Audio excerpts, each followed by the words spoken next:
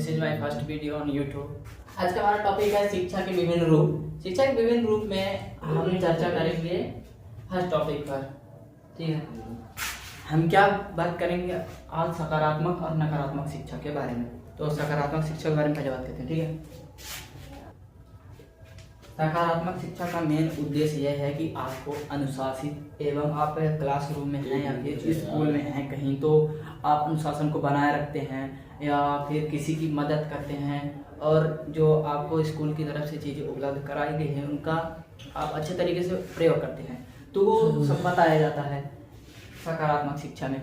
आपके अंदर अनुशासन है, आप अपने से बड़ों से कैसे बात करते हैं, अपने दोस्तों से कैसे बात करते हैं, ये सब सकारात्मक शिक्षा के अंतर्गत आते हैं। ठीक है, तो मेन रूप से जैसे उदाहरण के रूप में हम लेते हैं तो ये उदाहरण हम अनुशासन को ले सकते हैं और बहुत सारे टॉपिक्स हैं जो काफी महत्वपूर्ण है। अनुशासन को ले सकते हैं मेन रूप से जो सकारात्मक शिक्षा में है, अनुशासन उसी के अंदर आता है। ठीक है, अब हम नकारात्मक पक्ष का लेते हैं। तो जो नकारात्मक इसका ये पक्ष है, नकारात्मक पक्ष, तो नकारात्मक पक्ष का मतलब ये नहीं होता है कि यह सीधा उल्टा हो जाएगा।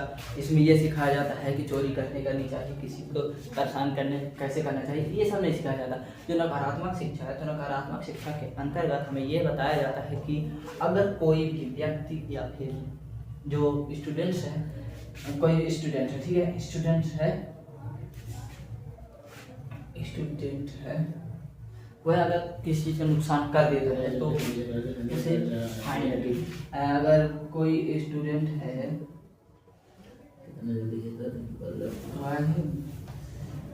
टेबल है, जो क्लासरूम की टेबल है, ठीक है, क्लासरूम की टेबल तोड़ देता है, तो नकारात्मक शिक्षा हमें यह बताती है कि अगर वो टेबल तोड़ेगा तो उसे फाइन भरनी पड़ेगी। और नकारात्मक शिक्षा के अंतर्गत दंड की व्यवस्था करी जाती है। दंड कि आप किसी भी चीज़ का नुकसान करते हैं, किसी को परेशान करते हैं या फिर कुछ भी तरीके से लड़ाई झगड़ा करते हैं तो आपको दंड दिया जाएगा। अभी हमने चर्चा की सकारात्मक शिक्षा के बारे में, अब हम चर्चा करेंगे शिक्षा का दूसरा रूप। तो शिक्षा का दूसरा रूप है क्या है? प्रत्यक्ष और अप्रत्यक्ष शिक्षा। क्या है? प्रत्यक्ष और अप्रत्यक्ष शिक्षा। जैसा कि शब्दों से समझ में आ रहा है प्रत्यक्ष और अप्रत्यक्ष शिक्षा का मतलब क्या है। अप्रत्यक्ष शिक्षा का मतलब हम समझा रहे हैं। प्रत्यक्ष शिक्षा का मतलब होता है ऐसे शिक्षा जो हम कॉलेज में जाते हैं, विद्यालय में जाते हैं, तो हमें एक पाठ्यक्रम दे दिया जाता है या फिर हमारी जो विषय सूची है वो निर्धारित होती है। पाठ्यक्रम का जो भी पढ़ाया जाता है वो निर्धारित होता है कि हमें यही पढ़ाया जाएगा। प्रत्यक्ष होता है हमें बुक्स मिलती हैं पढ़ने के लिए बुक्स मिलती हैं कि आप लीजिए बुक्स पढ़िए, आपका प्रत्यक्ष होता है। जैसे किताबें हो गई,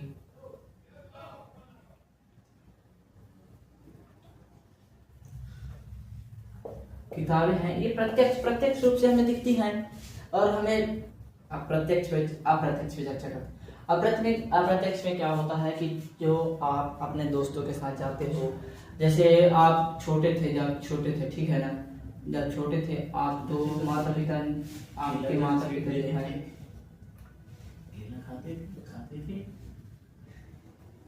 उन्होंने आपको काफी सारे संस्कार सिखाए होंगे कि ऐसे रहना चाहिए अपने दोस्तों के साथ, किसी के भी साथ कैसे बर्ताव करना चाहिए, कैसे बोलना चाहिए। हम लोगों के मम्मी पापा ने या फिर आप लोगों के मम्मी पापा ने भी सिखाया होगा कि जो हमसे बड़े होते हैं उनको सम्मान के साथ बात करना चाहिए, छोटे होते हैं उनको भी अच्छे से बोलना चाहिए। ठीक है, जो बड़े छोटे हैं उनसे अच्छे से बोलना चाहिए। तो ये जो है जी अप्रत्यक्ष है, इसका कोई निर्धारण नहीं है कि यही सिलेबस है तो इसी के माध्यम से माता पिता जो है अपने बच्चों को पढ़ाएंगे, क्या बताएंगे, क्या करेंगे। ठीक है, ये तो स्वयं माता पिता के ऊपर निर्भर करता है कि वो क्या बताते हैं, क्या समझाते हैं, इस सब के ऊपर निर्भर अलग अलग करता है। तो जो प्रत्यक्ष है इसकी पाठ्यक्रम निर्धारित होता है और जो अप्रत्यक्ष शिक्षा है इसका पाठ्यक्रम निर्धारित नहीं होता है। प्रत्यक्ष शिक्षा है वो आप अपने दोस्त से भी सीख सकते हो, कहीं भी सीख सकते हो, इसका पाठ्यक्रम निर्धारित नहीं है। आप जाते जाते कहीं सीख सकते हो, अपने दोस्तों से सीख सकते हो। अब तीसरे टॉपिक पर बात करते हैं, शिक्षा के विभिन्न रूप के तीसरे टॉपिक पर। शिक्षा के विभिन्न रूपों के बाद अभी हमने इसके पहले प्रत्यक्ष और अप्रत्यक्ष शिक्षा के बारे में चर्चा करी है, उसके पहले सकारात्मक नकारात्मक शिक्षा के बारे में चर्चा करी है। अब हम चर्चा करेंगे किस बारे में? अब हम चर्चा करेंगे तीसरे नंबर पर है सामान्य और विशिष्ट शिक्षा। सामान्य शिक्षा क्या होती है और विशिष्ट शिक्षा क्या होती है? जो सामान्य शिक्षा है, सामान्य शिक्षा क्या होती है? पहली क्लास का लड़का है, उसे क्या सिखाया जाता है? तुम्हें कैसे रहना, कैसे रहना है, कैसे रहना है, कैसे रहना। पहली क्लास का लड़का है, कैसे रहना है? अच्छे से रहना है, सबसे बात करनी है, अपने से बड़े हैं उनसे अच्छे से बोलना है, सबसे यही सब सिखाया जाता है। उन्हें क्या बोलना है, कैसे रहना है और वगैरह वगैरह चीजें, उनकी आदतों के बारे में बता दिया जाता है कि ऐसे रहना। अब हम विशिष्ट शिक्षा की बात करते हैं। अब हम बात चर्चा करेंगे विशिष्ट शिक्षा के बारे में। अब विशिष्ट शिक्षा क्या होती है? आप कॉलेज गए, कॉलेजों में आपने अध्ययन किया, ठीक है ना, कॉलेजों में अध्ययन किया, कॉलेजों में अध्ययन किया। आगे देखो, जो इंजीनियरिंग है, ठीक है, इंजीनियरिंग जैसे हो गई, इंजीनियरिंग में आप विशिष्ट शिक्षा है, इसमें आप सीखते हैं उनको जोड़ना है, कैसे उनकी जो डिवाइड है, उनका फ्रेम है, कैसे बनाना है, हाउ, यही सब सीखते हैं। तो जो ये शिक्षा आती है विशिष्ट में आ जाती है। एक प्रकार से सामान्य आदमी इसको नहीं सीख सकता है। इसका एक प्रॉपर कोर्स भी आता है जिसे आप बीटेक करते हैं, बीटेक के माध्यम से आप इसे सीख सकते हैं।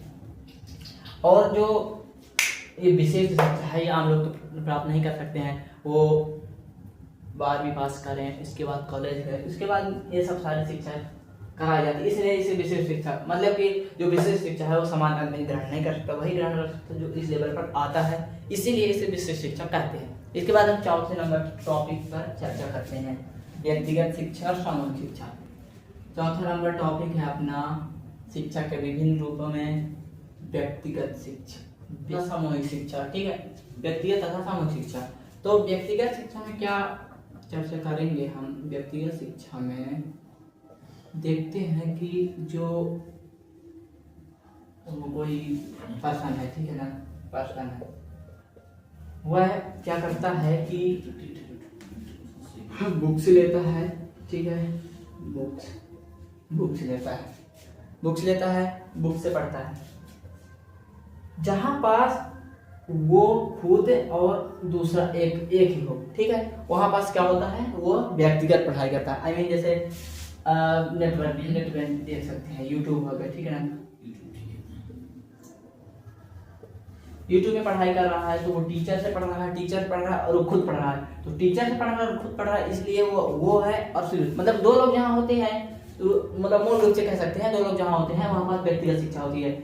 एक वो तो खुद या अकेला हो या फिर दो लोग हो।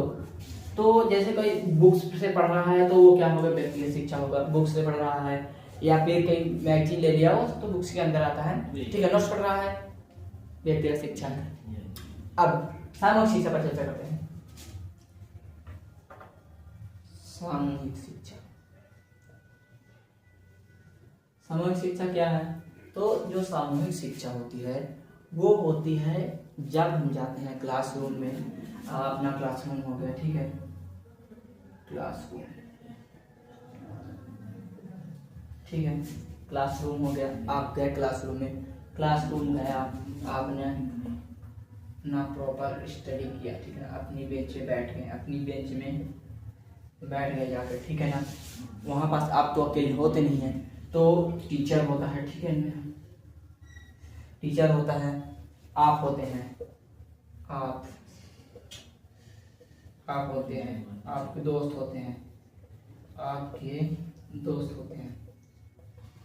जहां 2 या 3 लोगों से ज्यादा, 3 या 3 से ज्यादा व्यक्ति जुड़ जाते हैं वहां पर सामूहिक शिक्षा कह लेते हैं। आप क्लास में जाते हैं तो आप तो अकेले होते नहीं है, ठीक है ना, आप सब हर जगह के क्लासेस की संख्या अलग अलग होती है, कहीं 100 होती है क्लासेस की संख्या, कहीं 50 होती है, कहीं 60 होती है, कहीं 70 होती है, अलग अलग जैसे जहाँ एडमिशन लेते हैं वहाँ उस क्लासों की संख्या अलग अलग होती है। तो जैसे हम लोगों ने यहाँ पे चर्चा करी क्लासरूम पे, क्लासरूम तो ठीक है हम स्टडी करते हैं क्योंकि वो सामूहिक शिक्षा है, क्योंकि वहाँ पे बहुत सारे लोग होते हैं, 50-60 लोग होते हैं, बहुत सारे लोग होते हैं और वैसे भी, तो सामूहिक शिक्षा वो कहलाती है, ठीक है। सामूहिक शिक्षा के बाद जब आप कहीं समाज में जाते हैं, ठीक है ना, तो आपके सरपंच वगैरह या फिर भाषण वगैरह देते हैं, तो वहाँ पास भी आप कुछ ना कुछ तो सीखते ही होंगे। उन्होंने जो बताते हैं वहीं से आप सीखते हैं। यहीं पे ख़त्म करते हैं, फिर अगले वीडियो पर चर्चा करेंगे।